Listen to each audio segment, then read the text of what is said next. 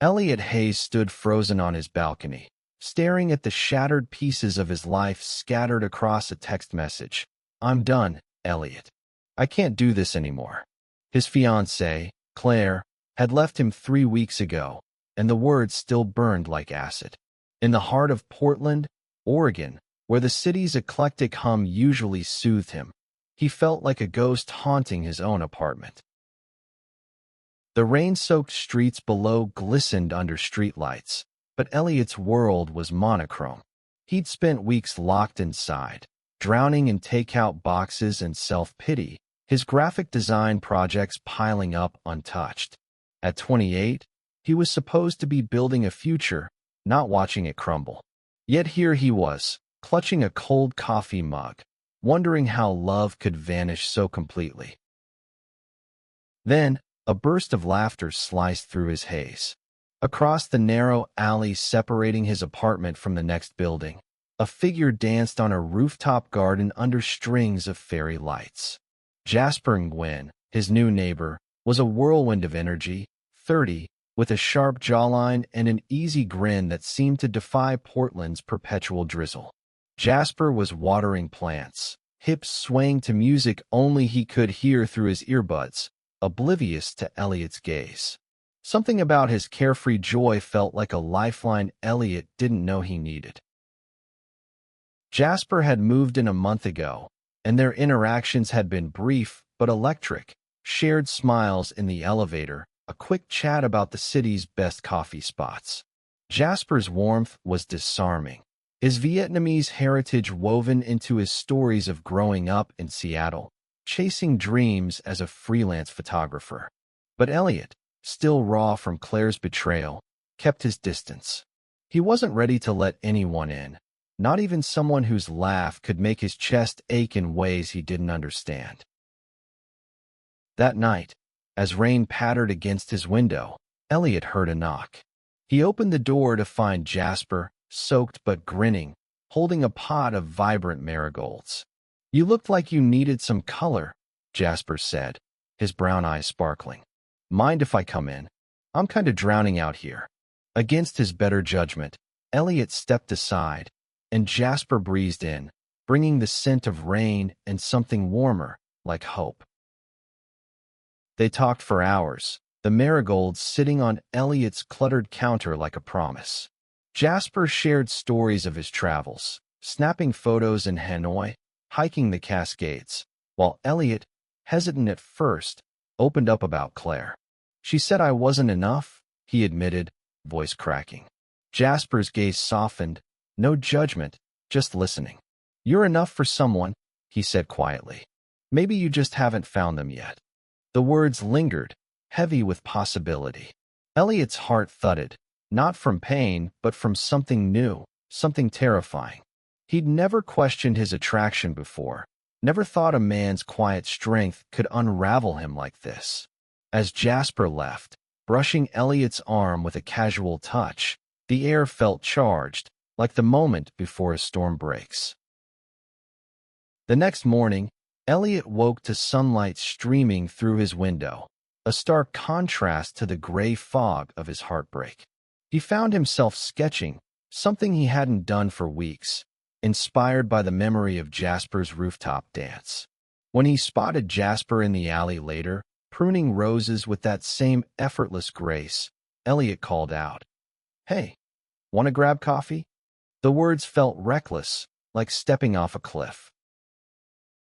Jasper's grin was immediate. "Only if you're buying, neighbor." They walked to a cozy cafe on Hawthorne Boulevard, the air thick with the scent of roasted beans and autumn leaves. Over steaming lattes, Jasper teased Elliot about his messy apartment, but his eyes held a warmth that made Elliot feel seen, not judged. For the first time in weeks, he laughed, really laughed, and it felt like waking up. But as they left the cafe, a familiar figure stopped Elliot cold. Claire stood across the street, her blonde hair catching the light, arm linked with a new man. The sight hit like a punch, dragging Elliot back to the nights he'd spent crying over her texts. Jasper noticed, his hand grazing Elliot's shoulder. "You okay?" he asked, voice steady but laced with concern. Elliot shook his head, unable to speak. Jasper didn't push, just guided him back to their building, up to the rooftop garden where the city sprawled below. "Sit," Jasper said, pulling him onto a bench. The fairy lights glowed softly, and Jasper's presence was an anchor. "You don't have to be over her yet," he said. "But don't let her define you." Elliot's throat tightened. "I don't know how to move on," he admitted. Jasper's hand found his, a gentle squeeze that sent warmth flooding through him. "You will," Jasper said, "one day at a time." The moment stretched, their hands lingering, and Elliot felt a pull he couldn't name, a desire to lean closer, to let Jasper's steadiness fill the cracks in his heart. But doubt crept in. Was this just loneliness? Was he misreading Jasper's kindness? He pulled his hand away, mumbling an excuse about work. Jasper's smile faltered, but he nodded. "I'm here, Elliot. Whenever you're ready." As Jasper walked away, Elliot's chest ached with a new kind of longing, one he wasn't sure he was brave enough to face. The days that followed were a blur of conflicting emotions. Elliot threw himself into his graphic design work, hoping deadlines would drown out the memory of Jasper's touch. But every sketch, every color palette, seemed to echo the vibrancy of that rooftop moment. He'd catch glimpses of Jasper through his window, watering plants, reading under the fairy lights, and each time, his heart stuttered. One evening, Jasper invited him to a local art gallery opening, a small event showcasing Jasper's photography. Elliot hesitated, still wrestling with the unfamiliar heat in his chest, but curiosity won. The gallery, tucked in Portland's Pearl District, buzzed with eclectic energy, artists, hipsters, and locals mingling under soft lighting. Jasper's photos lined the walls, vivid shots of cityscapes and candid portraits that captured raw emotion. Elliot stopped at a photo of a young man laughing in a Hanoi market, his eyes crinkling with joy. "That's my brother," Jasper said, appearing beside him. "He's the reason I started photography, to capture moments that matter." His voice was soft, but it carried a weight that made Elliot's throat tighten. He wanted to ask more, to know everything about Jasper, but fear held him back. Instead, he deflected. "You're really good," he said, gesturing to the photos. Jasper's smile was shy, a rare crack in his confident exterior. "Thanks. Means a lot, coming from you." The compliment hung between them, heavy with unspoken meaning. Elliot's pulse raced, and he wondered if Jasper felt it too. The pull, the possibility. As they left the gallery, a sudden downpour caught them unprepared. Laughing, they ducked under a bookstore awning, their shoulders brushing. Jasper's wet hair clung to his forehead, and Elliot fought the urge to brush it away. "You're different out here," Jasper said, his voice cutting through the rain's patter. "Less guarded. I like it." Elliot's breath hitched. "I'm trying," he admitted. "It's just I've never felt like this before." The words slipped out, raw and unguarded. Jasper's eyes softened, but before he could respond, a group of rowdy passers-by jostled them, breaking the moment. Elliot's walls went back up, and he mumbled, "We should head back." Back at their building, Jasper invited him to the rooftop again. The rain had stopped, leaving the air fresh and the city lights sparkling. They sat on the same bench, the fairy lights casting a warm glow. Jasper's knee brushed Elliot's, and this time, Elliot didn't pull away. "Tell me something real," Jasper said, his voice low. "What's holding you back?" Elliot's chest tightened. He thought of Claire, of the safe, predictable life he'd planned. But sitting here, with Jasper's steady gaze on him, that life felt like a cage. "I'm scared," he admitted. "I'm not even sure he trailed off, unable to say the word gay. Jasper didn't push, just waited, his presence a quiet reassurance. "I was scared too," Jasper said finally. "When I came out to my family, my dad didn't speak to me for a year, but living my truth, it's worth every second of fear." His honesty cracked something open in Elliot, a flood of longing and courage he hadn't known he possessed. He reached for Jasper's hand, tentative but deliberate, and Jasper's fingers laced with his, warm and sure. The moment felt like a revelation, but it was cut short by a sharp voice. Elliot. Claire stood at the rooftop's edge, her face a mix of shock and disapproval. She'd come to drop off a box of his things, she said, but her eyes lingered on their joined hands. "What the hell is this?" she demanded, her tones slicing through the night. Elliot froze, his hand slipping from Jasper's. Claire's presence dragged him back to the pain of her rejection, the nights he'd spent questioning his worth. Jasper stood, his posture protective. "He's moving on," Jasper said, voice calm but firm. "You don't get to judge him for that." Claire scoffed, tossing the box at Elliot's feet. "You're pathetic," she spat, storming off. The words stung, but Jasper's hand found his shoulder, grounding him. "She's wrong," Jasper said fiercely. "You're not pathetic. You're brave." Elliot wanted to believe him, but doubt gnawed at him, whispering that he wasn't ready for this, for Jasper, for a truth he was only beginning to understand. Elliot spent the next week avoiding Jasper, his mind a battlefield of desire and fear. Claire's words echoed, feeding his insecurities. He buried himself in work, but every design he created, bold lines, vibrant colors, felt like a reflection of Jasper's energy. He couldn't escape the pull, no matter how hard he tried. One night, unable to sleep, he wandered to the rooftop. Jasper was there, sketching in a notebook under the fairy lights. He looked up, surprise softening into a smile. "Thought you were ghosting me," Jasper teased, but his eyes held a flicker of hurt. Elliot's guilt hit like a wave. "I'm sorry," he said, sitting beside him. I don't know who I am anymore." Jasper closed his notebook, giving Elliot his full attention. "You don't have to have it all figured out," he said. "But you don't have to face it alone either." His words were a lifeline, and Elliot clung to them. They talked until dawn, sharing fears and dreams. Elliot's love for art, Jasper's hope to open a community photography studio. With every word, Elliot felt the walls around his heart crumble.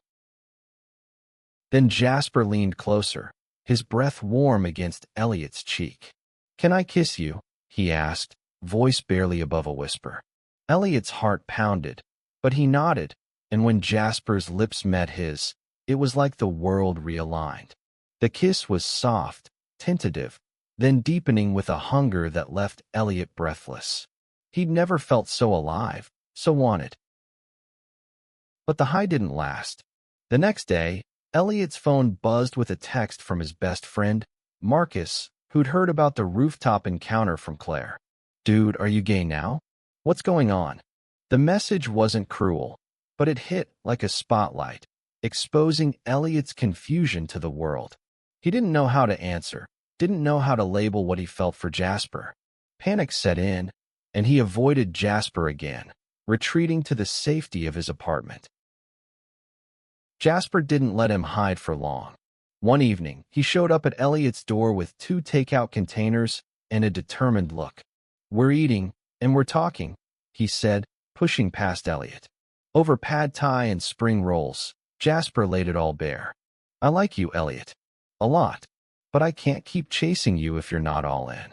His vulnerability was raw, and it broke something in Elliot. Not pain, but clarity. "I'm scared," Elliot admitted, voice trembling. "But I want this. I want you." The words felt like a leap, but Jasper's smile was worth it. They kissed again, this time with no hesitation, and Elliot felt the weight of his heartbreak lift, replaced by a warmth he hadn't known was possible. But the world wasn't done testing them. At a local street festival, as they walked hand in hand, a group of strangers catcalled, their slurs cutting through the festive air. Elliot froze, his hand tightening in Jasper's, but Jasper didn't flinch. "Ignore them," he said, pulling Elliot closer. "They don't get to ruin this." His strength was a shield, but Elliot couldn't shake the fear that loving Jasper would mean facing a world that wasn't always kind. That night, back on the rooftop, Elliot voiced his doubts. "What if I'm not strong enough for this?" he asked, staring at the city lights. Jasper took his hand, his grip steady. "You don't have to be strong alone," he said. "We'll face it together." The words were a promise, and for the first time, Elliot believed he could be brave enough to love without fear. Months passed, and Elliot and Jasper's connection deepened. They built a rhythm: coffee dates, late-night talks, stolen kisses on the rooftop. Elliot started painting again, his canvases bursting with color inspired by Jasper's vibrancy. But the shadow of doubt lingered, fueled by whispers from friends and family who didn't understand. Marcus, trying to be supportive, asked questions that stung. "Are you sure this is you?" Elliot's parents, traditional and distant, hadn't met Jasper yet, and the thought of telling them made his stomach churn. One evening, Jasper invited Elliot to a family dinner at his apartment. "My mom's visiting," he said, nervous but excited. "I want her to meet you." Elliot agreed, but anxiety gnawed at him. What if Jasper's family rejected him? What if he wasn't enough? The dinner was warm, filled with laughter and the scent of pho, but Jasper's mother, Lynn, was reserved, her eyes studying Elliot with quiet intensity. After dinner, Lynn pulled Elliot aside. "Jasper's been hurt before," she said, her voice soft but firm. "If you're not serious, don't break his heart." Her words weren't cruel, but they cut deep, echoing Elliot's own fears. He nodded, promising to be careful, but the weight of her words stayed with him. The turning point came at a community art fair where Jasper was showcasing his photos. Elliot, inspired by their relationship, had created a series of paintings, vibrant abstracts that captured the chaos and beauty of falling in love. The crowd loved them, but one piece stood out: a painting of two hands entwined against a backdrop of city lights. Jasper's eyes glistened when he saw it. "That's us," he whispered, pulling Elliot into a hug. In that moment, Elliot knew he was all in. He kissed Jasper in front of the crowd, unafraid for the first time. The world didn't end, the sky didn't fall. There were stares, some whispers, but also smiles, and Jasper's hand in his was all that mattered. The final test came when Elliot told his parents. Over a tense video call, he introduced Jasper as his partner. His mother's silence was deafening, his father's questions sharp. "This isn't what we expected," his father said. Elliot's heart sank, but Jasper's hand on his knee kept him grounded. "I love him," Elliot said simply. "And I'm happy." It wasn't acceptance, not yet, but it was a start. A year later, Elliot and Jasper stood on their rooftop, now their shared sanctuary, planning a trip to Vietnam to visit Jasper's extended family. The fairy lights still glowed, the marigolds still bloomed, and Elliot's heart was full. He'd lost Claire, lost the life he'd planned, but he'd gained something better, a love that made him feel whole, a world of desire he hadn't known he needed. As they watched the sunset, Jasper leaned against him, his voice soft. "You pulled me out of my own fears, you know. I was scared to love again, too." Elliot smiled, his hand finding Jasper's. "We saved each other," he said. And in that moment, with the city sprawling below and their hearts intertwined, Elliot knew they'd face whatever came next, together.